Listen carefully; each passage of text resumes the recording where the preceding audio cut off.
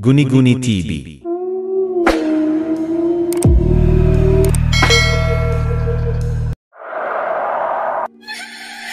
Magandang araw po sa inyong lahat.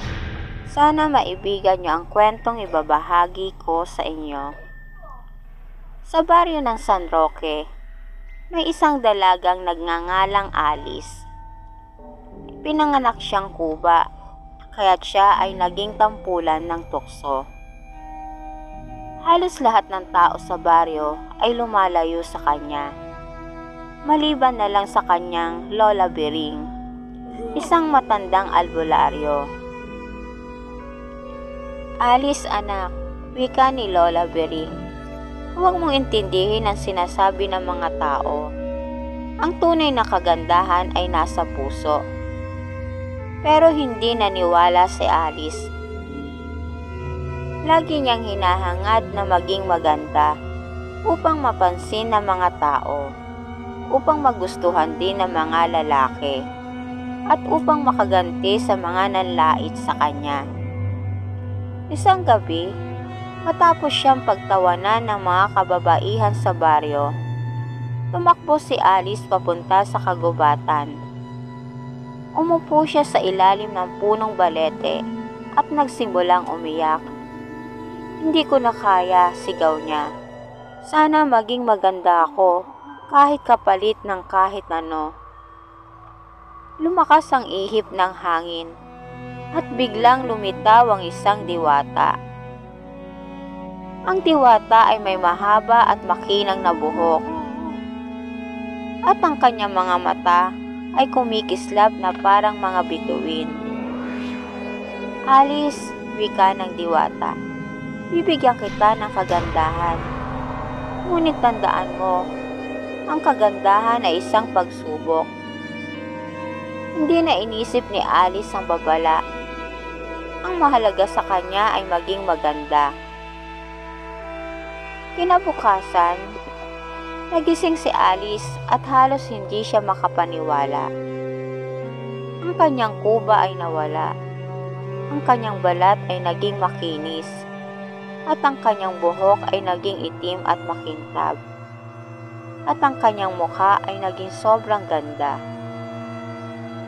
Paglabas niya ng bahay, napahinto ang buong baryo. Ang mga lalaking dating hindi siya pinapansin ay ngayon ay nagkakandara pa upang ligawan siya. Napakaganda mo, Alice, sabi ni Tomas, ang binatang dating tinatawag siyang Kuba Alice. Ngunit sa halip na magpasalamat, tumaas ang kanyang noo at lumaki ang kanyang ulo. Hindi ko na kayo kailangan, sabi ni Alice. Ngayon, ako na ang pinakamaganda sa baryo. Dati si Alice ay mahinhin at mabait. Pero ngayon, siya ay naging mayabang. Pinagtatawanan niya ang pangit at mahirap sa baryo. Pinagmumukha niyang tanga ang mga lalaking humahanga sa kanya. Hindi na niya pinapansin si Lola Bering. Isang araw, nakita niya ang isang batang may pilay. Ate Alice, ang ganda mo po, sabi ng bata. Pero sinagot lang siya ni Alice ng isang pangungutya. Hindi mo na ako kauri, sabi niya. Lumayo ka. Sa malayo, isang anino ang nagmamasid sa kanya, ang diwata. Isang gabi, habang tumitingin si Alice sa kanyang sarili sa salamin, may narinig siyang bulong. Alice, Alice, napatingin siya sa paligid. Walang tao. Nang bumalik siya sa harap ng salamin, napahiyaw siya sa takot. Ang kanyang refleksyon ay kuba.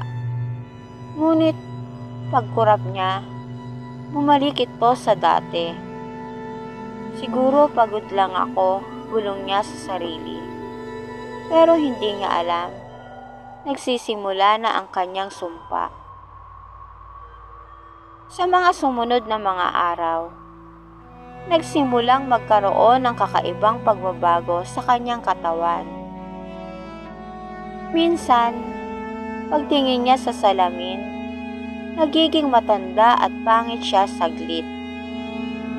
Ang kanyang balat ay nagkakaroon ng kulubot sa gabi pero nawawala sa umaga. Naririnig niya ang bulong ng isang matandang babae sa kanyang tenga. Isang gabi, nagising siyang hingal na hingal. Nang tignan niya ang kanyang kamay, nakita niyang kumukulubot ito at nagiging butot balat. "Ano to?" sigaw niya. Biglang lumitaw ang diwata sa kanyang harapan. "Alice," wika ng diwata. "Ito ang sumpa ng pagiging mayabang." Mula noon, lalong lumala ang kanyang sumpa. Tuwing hating gabi, bumabalik ang kanyang kuba at pangit na anyo. Unti-unting lumalayo ang mga tao sa kanya dahil sa kanyang ugali. Ang mga lalaking dating humahanga sa kanya ay unti-unting nawawala. Nalaman niyang ang kagandahang ibinigay sa kanya ay hindi panghabang buhay. Ngunit imbis na magsisi, nagalit siya sa diwata. "Hindi ito patas," sigaw niya. "Ako ang pinakamaganda. Hindi ito dapat mangyari sa akin." Naging mas matindi ang kanyang sumpa. Ang mga tao sa baryo ay unti-unting natatakot sa kanya dahil sa kanyang kakaibang itsura sa gabi. Sinubukan niyang humanap ng paraan upang maalis ang sumpa. Pero lahat ng albularyo ay nabigo. Hanggang isang araw, bigla siyang nawala. Makalipas ang ilang taon, may mga nagsabing nakikita nila si Alice sa kagubatan. Ang iba'y nagsasabing siya ay isang matandang kuba na hindi na lumalabas sa araw. May mga batang nagsasabing naririnig nila ang iyak ng isang babae sa may balete tuwing bilog ang buwan. Ang ilan naman ay nagkukwento na may isang nilalang na gumagala tuwing hating gabi. Naghahanap ng magandang babae upang ipasa ang kanyang sumpa. Dahil sa nangyari kay Alice, nagsimulang mag-ingat ang mga taga-baryo. Sabi ng matatanda, kung sino mang maging mayabang dahil sa kanyang kagandahan, ay maaaring sumpain ni Alice.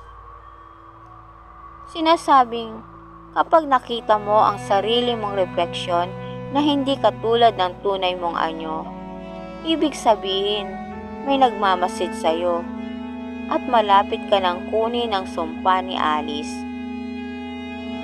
Isang gabi, isang dalaga ang tumingin sa salamin. Biglang may ibang mukha siyang nakita. Mukha ito ng isang kuba, kulubot at halimaw. At mula sa loob ng salamin, may naririnig siyang bulong. "Ako na ngayon ang pinakamaganda. Ikaw na ang sunod." Matapos mawala si Alice, napansin ng mga taga-baryo na may mga dalagang biglang nagkakasakit. Ang mga pinakamagaganda sa baryo ay nagigising sa gabi na may kakaibang mga sugat sa mukha.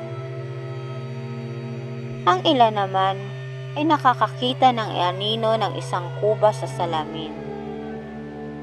Ang iba ay naririnig ang boses ni Alice na bumubulong sa kanila.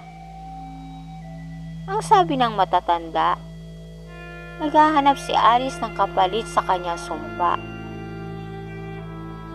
Isang gabi, isang dalagang nagngangalang Elena ang biglang sumigaw sa kanyang bahay. Pagpasok ng kanyang pamilya, nakita nilang kulubot na ang kalahati ng kanyang mukha. Si Alice, nakita ko siya sa salamin. Umiiyak na sigaw ni Elena. Simula noon, wala nang gustong tumingin sa salamin tuwing gabi. Dahil sa lumalalang takot sa baryo, bumalik si Lola Bering, ang albularyo at dating lola ni Alice. Alice, hindi mo pa rin ba natututunang tanggapin ang iyong kapalaran? Bulong ni Lola Bering habang hawak ang isang lumang agimat. Nagdesisyon siyang hanapin si Alice sa kagubatan upang tapusin na ang sumpa. Sa tulong ng mga matatandang albularyo, natuntun nila ang lumang balete kung saan huling nakita si Alice. Ngunit pagdating nila roon, biglang bumukas ang lupa. At mula sa kadiliman ay lumabas ang isang itim na anino. Si Alice, ngunit mas matanda, mas pangit, at mas halimaw kaysa dati. Ang kanyang katawan ay mistulang nabubulok. Ang kanyang mga kuko ay mahaba at matutulis. Ang kanyang mata ay walang kulay. Puno na ng galit at puot. Hindi ko papayagang may ibang maging mas maganda pa sa akin, sigaw niya. At biglang tumili siya ng napakalakas na parang nagpapatawag ng mga nilalang mula sa dilim. Nagsimulang magdilim ang paligid. Ang mga puno ay gumalaw na parang may sariling buhay. Mula sa likod ng balete, lumitaw ang maraming anino, mga kaluluwa ng mga dating nalinlang ni Alice. Tama na ito, Alice, sigaw ni Lola Bering. Hawak niya ang isang anting-anting na may tatak ng araw. Nang itapat niya ito kay Alice, nagsimula itong masunog at sumigaw sa sakit. Ayoko pang mamatay, sigaw ni Alice. Ngunit unti-unti siyang nahigop ng lupa. At kasabay nito, bumalik sa normal ang lahat ng biktima ng sumpa. Matapos ang pagkawala ni Alice, pinalot ng takot ang baryo. Ngunit kahit na nawala siya, hindi pa rin sila nakakasiguro. May mga nagkikwento na tuwing bilog ang buwan, may nakikita silang anino ng isang kuba sa harap ng lumang balete.